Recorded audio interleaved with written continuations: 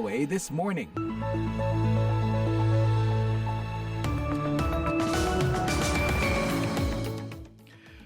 Halo, selamat pagi. Good Wednesday morning, everyone. Yes, VOA This Morning kembali mengudara untuk Anda. Selamat berjumpa lagi dengan saya, Leonard Triono, dalam siaran edisi Rabu, 22 Mei 2024. Bersama saya kali ini produser Bani Rahayu dan teknisi kami, Nelson Lopez. As always, siaran ini dipancarkan live dari Studio 17 VOA di jantung kota Washington DC. Berbagai laporan terkini dan informasi menarik telah kami siapkan untuk Anda, di antaranya pemilih Amerika terbelah dalam aturan kepemilikan senjata api. Rapacious gangs and ruthless criminals are terrorizing our streets. Latihan gabungan Indonesia Amerika di Lampung perkuat interoperabilitas militer kedua negara. The goal behind it is to grow those bonds and relationships. Pendengar, Anda juga bisa menyimak siaran ini melalui streaming langsung di website kami www.voaindonesia.com atau via podcast VOA This Morning dan tentu saja lewat stasiun radio di kota Anda. Segera kita awali siaran ini dengan berita dunia pagi ini.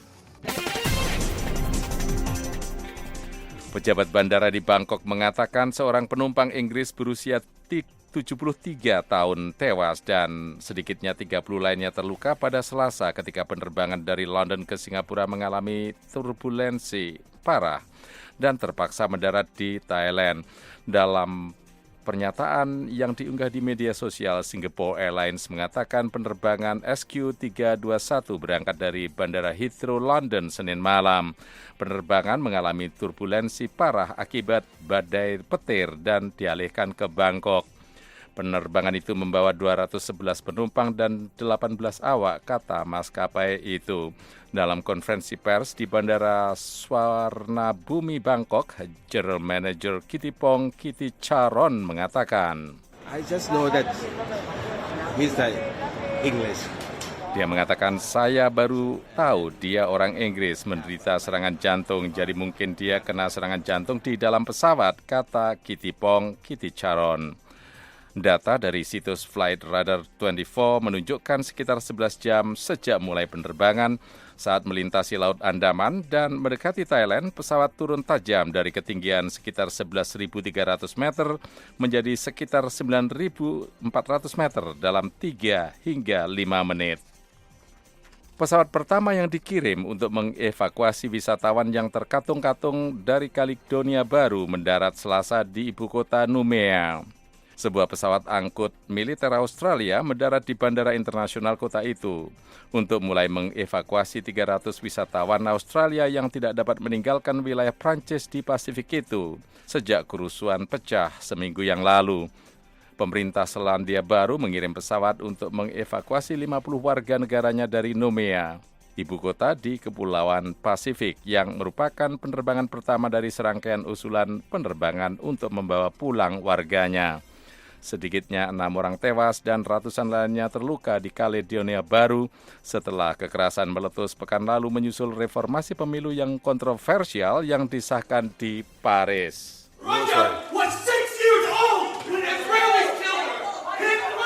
Menteri Luar Negeri Amerika Antony Blinken disambut oleh para pengunjuk rasa ketika dia berusaha menjelaskan anggaran baru departemennya di gedung Kongres Capitol Hill. The need for U.S. global leadership and for cooperation with allies and partners has never been greater. Kebutuhan akan kepemimpinan global Amerika dan kerjasama dengan sekutu dan mitra tidak pernah sebesar ini, kata Blinken. Kita perlu menjaga momentum ini yang memerlukan anggaran Departemen Luar Negeri yang sepenuhnya siap untuk memenuhi tantangan zaman yang kita hadapi, tambahnya. Permintaan anggaran tahun anggaran 2025 yang diajukan oleh Presiden untuk Departemen Luar Negeri dan Badan Pembangunan Internasional Amerika atau USAID adalah 42,8 miliar untuk bantuan luar negeri.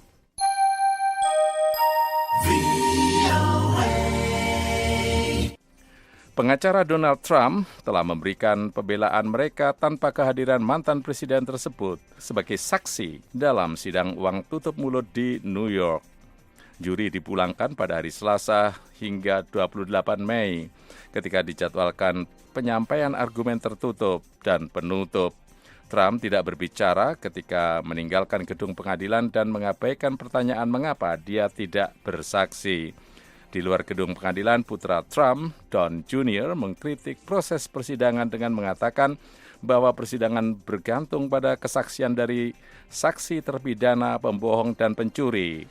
Donald Trump Jr. mengatakan, "When our defense goes after arguably the least credible witnesses in the history of ketika pembelaan kami ditujukan pada saksi-saksi yang paling tidak kredibel dalam sejarah, Anda tidak boleh menyampaikan pertanyaan-pertanyaan silang kepada mereka. Saksi utama dalam kasus ini 9 kali dinyatakan bersalah sebagai pembohong dan sekarang mengaku sebagai pencuri.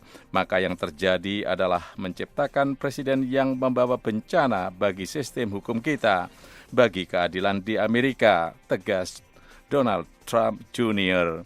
Trump adalah mantan presiden Amerika pertama yang diadili secara pidana. Mengirim sistem pertahanan udara ke Ukraina untuk membantu melindungi negara itu dari rudal jelajah, roket, dan drone Rusia adalah prioritas mutlak, kata Menteri Luar Negeri Jerman di Kiev pada hari Selasa. Annalena Baerbock menyampaikan pernyataan itu setelah mengunjungi pembangkit listrik lokal yang sebagian besar hancur total akibat serangan Rusia baru-baru ini. Der beste Schutz gegen den russischen Raketenterror ist die Stärkung der ukrainischen Luftabwehr. Perlindungan terbaik terhadap teror rudal Rusia adalah memperkuat pertahanan udara Ukraina. Jadi ini adalah prioritas mutlak bagi kami saat ini, ujar Menteri Luar Negeri Jerman itu. Pendengar, demikian Warta Dunia dari VOA Washington DC.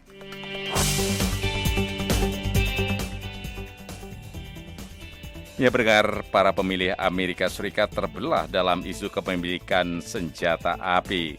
Perdebatan antara pro dan kontra sama kuatnya. Menurut survei yang dilakukan lembaga Pew Research, baik calon Presiden Joe Biden maupun Donald Trump memiliki pandangan yang berbeda terkait kepemilikan senjata api dan regulasinya. Berikut laporan selengkapnya disampaikan oleh Taris Hirsi. Lembaga Pew Research menyatakan sekitar sepertiga masyarakat Amerika mengaku memiliki senjata api. Kepemilikan senjata api yang menjadi bagian dari hak konstitusional warga Amerika Serikat ini kerap menjadi isu utama yang muncul ketika terjadi kasus penembakan di sekolah. Salah satunya terjadi di sekolah menengah Florida pada tahun 2018, yang baru berakhir setelah aparat kepolisian mengevakuasi murid yang bersembunyi di ruang kelas. Mantan Presiden Donald Trump pada saat itu menemui pihak keluarga para korban untuk membicarakan tentang kekerasan bersenjata.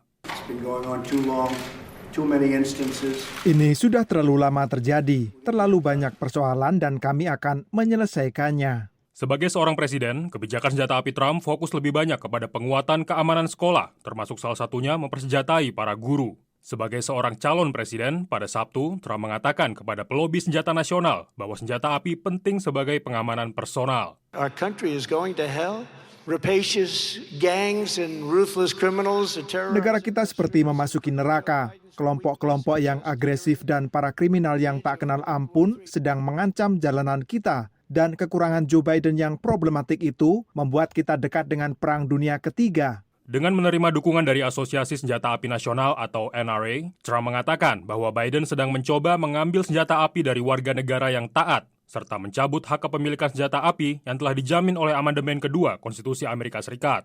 Ketika seorang remaja bersenjata api menewaskan 19 anak-anak dan 2 orang guru di sekolah dasar Texas pada tahun 2022, Biden mengatakan bahwa kita harus bertindak. As a nation, we have to ask, when in God's name? Sebagai sebuah bangsa, kita harus bertanya kapan dalam nama Tuhan kita akan menentang pelobi senjata. Kapan dalam nama Tuhan kita akan melakukan apa yang kita tahu harus dilakukan. Gedung Putih dan Kongres menyepakati rencana bipartisan untuk memperluas pemeriksaan latar belakang terhadap pembeli senjata muda, serta membantu negara-negara bagian mengambil senjata api dari orang-orang yang kemungkinan akan membahayakan diri mereka dan orang lain. Biden sedang mengkampanyekan aturan yang lebih ketat itu, khususnya di komunitas yang telah terjadi kekerasan bersenjata. Saya menandatangani aturan keamanan senjata yang paling signifikan selama 30 tahun terakhir yang saya tahu sangat berarti bagi komunitas yang saya ikut berduka bersama mereka. Belum ada legislasi aturan senjata api lebih lanjut sejak Partai Republik menguasai DPR pada tahun 2022.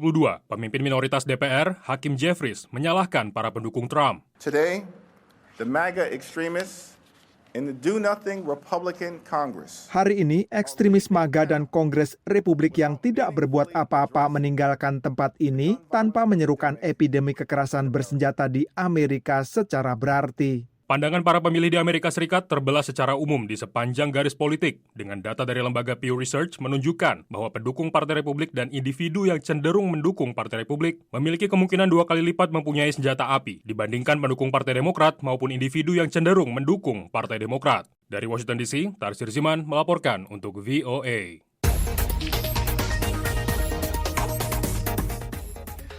Pendengar, skenario perang dan kemampuan bertahan hidup dipraktekkan dalam latihan bilateral antara TNI Angkatan Laut dan United States Seventh Fleet.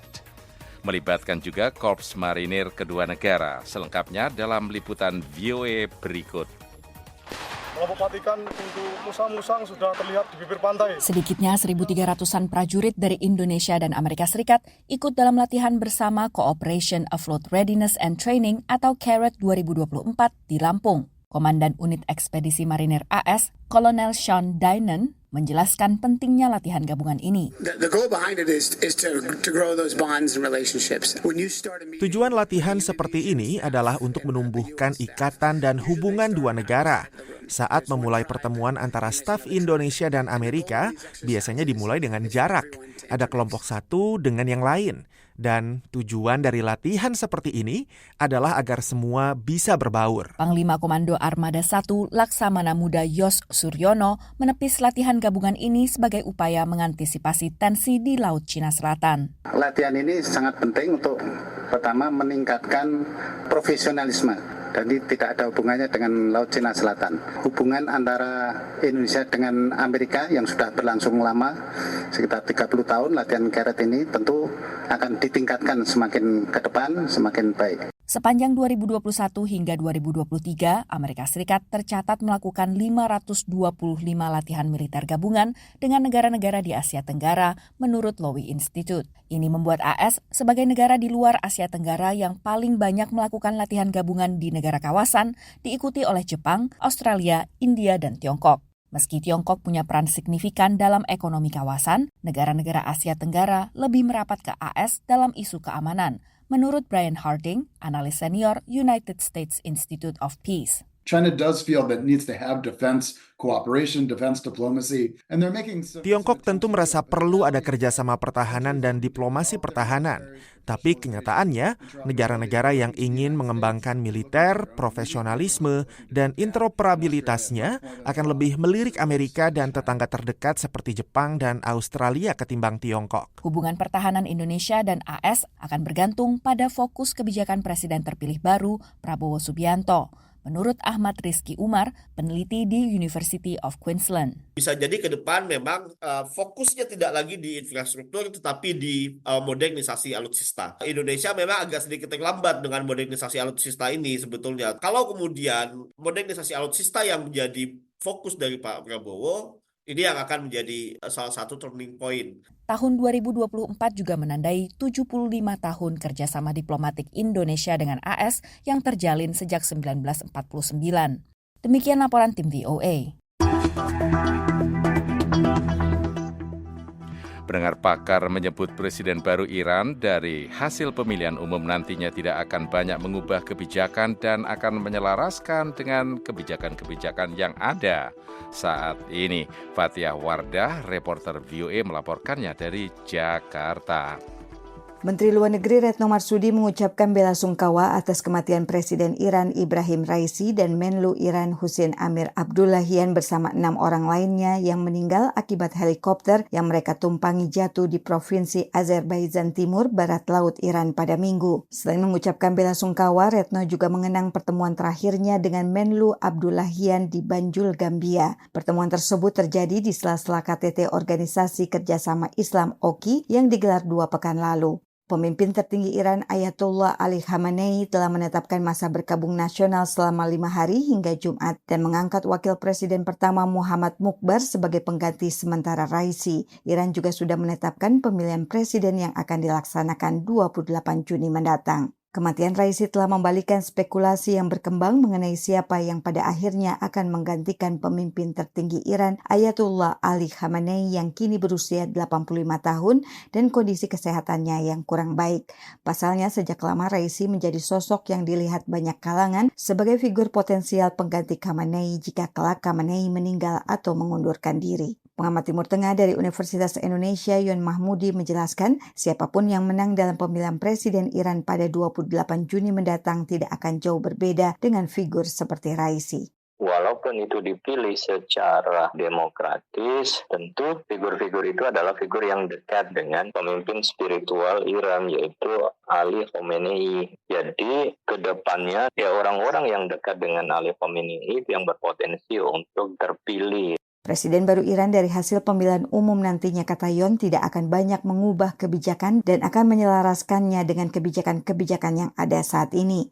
Menurutnya, apa yang terjadi terhadap Raisi tidak akan mengganggu arah kebijakan Iran dan memberikan dampak terhadap negara mula itu. Reza Shah, pengamat hubungan internasional dari Universitas Pajajaran, mengatakan pemikiran kebijakan Raisi sudah sangat akomodatif. Dia menganggap Raisi cerdas, berwibawa, dan mampu mengkombinasikan nilai-nilai Syiah Imamiyah dengan nilai-nilai modern. Terkait siapa kandidat terkuat yang akan menang dalam pemilihan presiden pada 28 Juni mendatang, Reza Shah menekankan calon kuat itu harus mendapat restu dari Khamenei. Pasalnya otoritas pengambilan keputusan tertinggi di Iran ada di tangan pemimpin tertinggi. Tapi setelah 50 hari ke depan, di mana ada seorang pimpinan baru, saya pikir dia juga akan sama, tidak akan menyimpang jauh daripada garis besar yang telah dibuat oleh Presiden Raisi ini. Dari Jakarta, Fathia Wardah melaporkan untuk VOA Washington.